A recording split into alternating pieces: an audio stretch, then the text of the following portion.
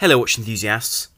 Now today I'd like to discuss my new watch group on Snupps. And I've discussed this subject previously, but I'd like to produce a video in a little bit more detail today to effectively broaden the appeal of this this new development in the life, I suppose, and development of my channel. And this is the Watch Guys. And on this watch group, I really do aim to increase my viewer involvement in the production of my videos by allowing you, my viewers, to give me suggestions or simply ask questions you have on subjects of horology, or indeed anything on the subject of my channel, or indeed on the videos that I produce. And of course, this will also allow you to discuss matters of horology with other users and create effectively a community of those with the same passion for timepieces, which I think is helpful, especially with something that is, in the grand scheme of things, relatively niche, such as the love of fine wristwatches. And so therefore I really would encourage you to join in the link down below and enjoy these new features. Today, however, I aim to produce a form of Q&A, which incidentally is something which I'll try and continue doing quite regularly to keep you informed on questions and indeed answers on the subjects that you're interested in. And in this video I would like to address a few questions that I've been asked on Snupps, on the watch group, and which are reiterations of several subjects which I've been asked by email quite regularly. And so as a result I would like to discuss this in more depth and detail on the channel. And of course do leave your comments down below and indeed on the Snupps group with regards to other questions for me to answer in future, because I do feel that it's very important for me to answer questions which are a little bit more direct than the more general and varied videos which I tend to produce. Now the first subject I'd like to address is the topic of the bronze wristwatches that have been released rather recently. And bronze has become a more and more popular material for wristwatches because of its rather interesting patina that it develops over the years, which blackens the surface of the bronze and discolours it in rather an attractive way. And the question is rather twofold, because it's what are my thoughts and what's my opinion of this, but similarly do I think that this is going to be something that's going to become a more major material in the world of watchmaking, or if it's going to simply disappear over the years. And this is a topic which I think is often discussed due to the fact that there are now rather a large number of luxury timepieces in bronze, from the likes of Panerai, Tudor and Oris. And indeed one can also find a great many far more affordable models in bronze cases, which I've discussed previously in a separate video. And bronze is one of those materials which I personally am somewhat sceptical of. And the reason for this is that I feel that it really doesn't lend for particularly impressive resale value, due to the fact that the material is inherently very ephemeral in terms of its finishing. Its finishing will inevitably change over time no matter how careful you are with it, so as a result it's really impossible to wear a watch carefully, per se, with a bronze case. Therefore, I do think that one has to be quite clear that resale value can inevitably be damaged by this change in case finishing. And of course, what one does have to remember as well is the fact that as the patina comes off, because of course it has taken some of the bronze with it, having reacted with the case, it will leave marks and scuffs which may leave small divots and marks which can't be polished out, even if you do remove the surface coating of the watch and bring it back to its previous lustre. And for me personally that would be a bit of a problem, though I do see the attraction of these cases with their wonderful colour and very vibrant style of reflections with regards to light, which simply can't be found in steel or even gold. Now one other aspect that one does have to take into consideration with bronze is that not all bronze is created equal.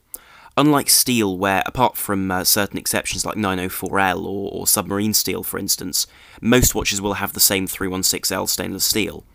Bronze cases are very different because the alloy changes depending on the price range you sit in. For instance, the more high-end Tudors around the £3,000 to £3,500 price tag feature rather a high aluminium content in the alloy, which means that they're far less prone to damage where one has bronze disease effectively, where the bronze effectively wears away entirely, and effectively due to a higher chloride levels on the case itself, the whole case is eaten away. And this is something which a lot of bronze is prone to, and hence why with marine bronze they have a much higher aluminium content, which isn't the case in far less expensive cases. Similarly, though the patina of bronze is very beautiful with its blues and greens, that sort of verdigris colour that one gets on rooftops for instance, really does add character to these watches, and I feel does look extremely attractive. I do feel the flip side of this is a bit of a problem,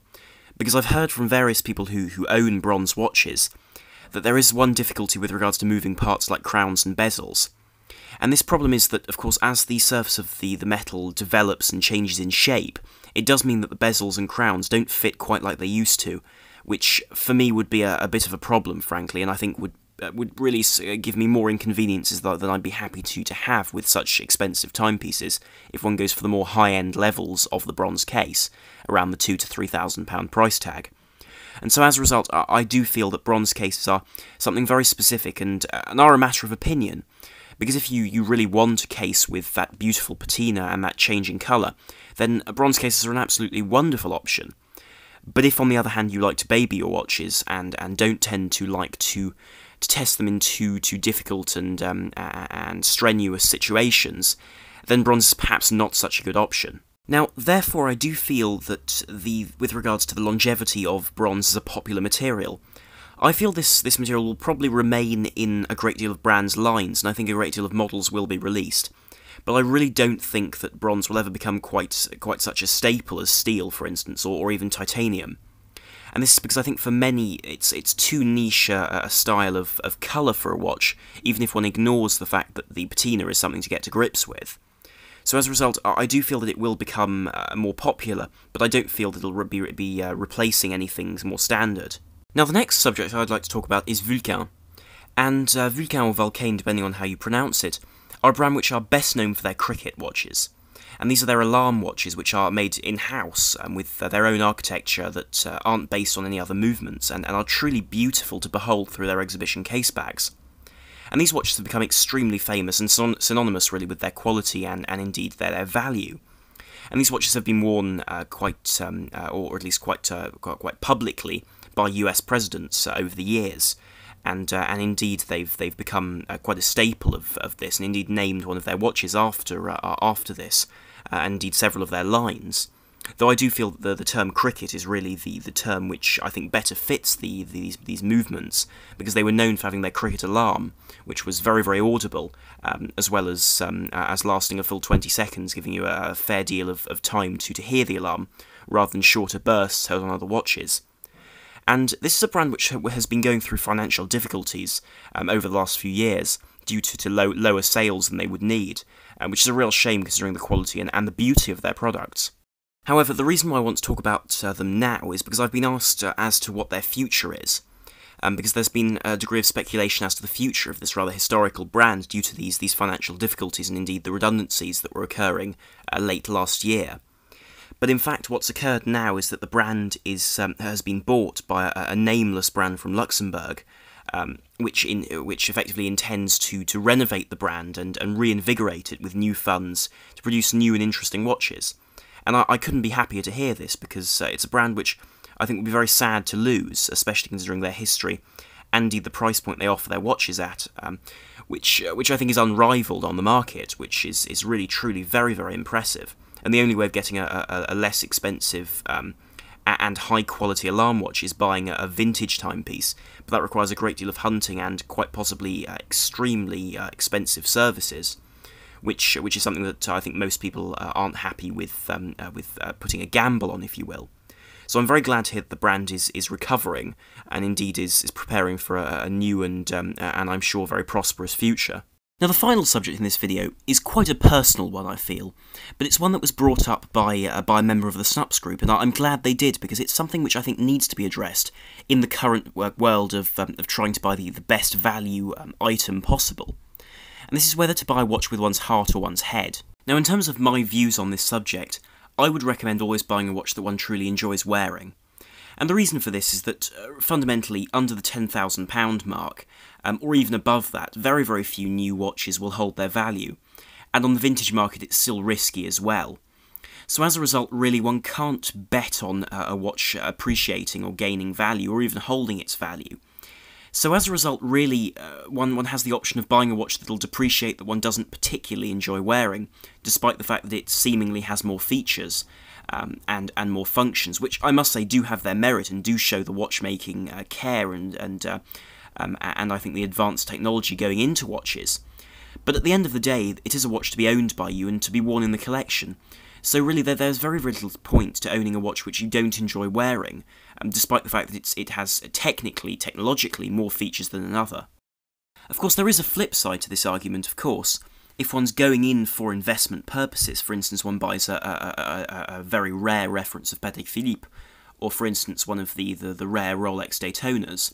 then of course, in that respect, one is buying truly for value and investment purposes. And so, of course, in that situation, one buys with one's head, despite the fact that these are incredibly large sums of money, simply because it is a matter of investment and business, rather than a matter of enjoyment and collecting. So as a result, that's something very, very different, and I do feel bears very, very little in common with the daily issues with regards to owning watches in the collection, which one doesn't particularly enjoy, but one owns because they're very good value. Of course, I say this, but nonetheless, one should still be careful with regards to the price one pays for a watch. Because, of course, despite the fact that one is buying a watch not for investment purposes, one should still be careful, really, with regards to how much one is asked, with regards to buying the watch from a brick-and-mortar shop, or on the internet, for instance. And therefore I really would recommend, or advocate as well, to check between prices, and see what the best deal on a watch you can get is. Because despite the fact that a watch on paper may not be the best value in the world, in truth one should still try and get the best deal one can on the model that you have your heart set on. So as a result, I really would recommend looking around before buying a watch and trying to get the best deal you can. Because then if you do change your mind about the timepiece, which does happen, one can still sell it at a reasonable price without too much of a loss on the watch, which I think is something which often isn't taken into consideration when people say, oh, I'll never sell the watch, because really one does sometimes have to sell something out of either obligation or simply because one needs to buy something else, or when there's a great necessity that takes priority. So therefore I really would advocate being careful with regards to what the price one is asked for a timepiece. Anyway, I'll conclude this video with a somewhat different format to my usual videos here. And please do leave your comments down below, and indeed on Snupps if you're on there already, with regards to what you thought of this Q&A style of video session, which I think allows me to answer questions in a little bit more detail and with a little bit more care than if I simply replied to a comment, due to the additional time and I suppose consideration which goes into my videos. So as a result, I do feel this is quite a nice way of answering your questions, and giving some insight into my thoughts. So thank you very much for watching, and please do like, share and subscribe if you did enjoy the video, and would like to see more content here on my channel. So thank you very much for watching. This is Sam on the Watch Guy, over and out.